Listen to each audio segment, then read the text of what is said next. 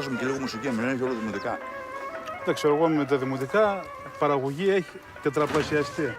Τώρα, αν είναι η κλασική πιο καλή, δοκιμάζουμε και αυτό, μισό-μισό. Να βάλουμε Βάγνερ. Βάγνερ, αυτό. Πού το ξέρεις το Βάγνερ?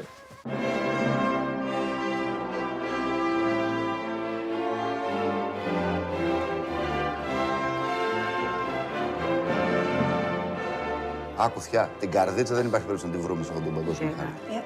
Αλλά είμαστε κάπου εδώ. Τώρα αυτά που συσκευάζουμε σήμερα πού θα πάνε? Αγγλία. Αγγλία. Το φαντάζεσαι ότι μας έχουν κλέψει τα όνειρα? Είναι ντροπή τα όνειρα να στηρίζονται μόνο στην οικονομία. Συμφωνείς? Αν η οικονομία δεν είναι όνειρός. Εσέναν είναι? Όχι. Λοιπόν, κορίτσια. Δεν είναι ώρα για καφέ. Όχι, μισό λεπτό. Ένα τέταρτο. Σήμερα λοιπόν θα σας διαβάσω μια μικρή ιστορία. Η Λουλουδένια. Μια φορά και έναν καιρό, σε ένα τόπο σαν και το δικό μας, ζούσε μια κοπέλα που όλοι νομίζαν ότι ήταν νεράιδα. Όπου έπεφτε το βλέμμα της Λουλουδένιας, όλα ανθίζανε.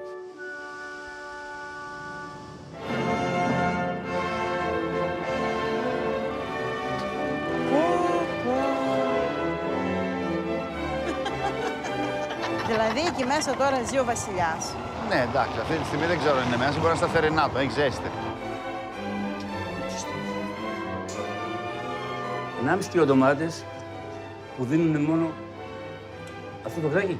Εντελώς αντιμπορικό. We don't have the name of the village, we don't have the name of the people, we don't have the name of the tomato. It's not gonna work like this.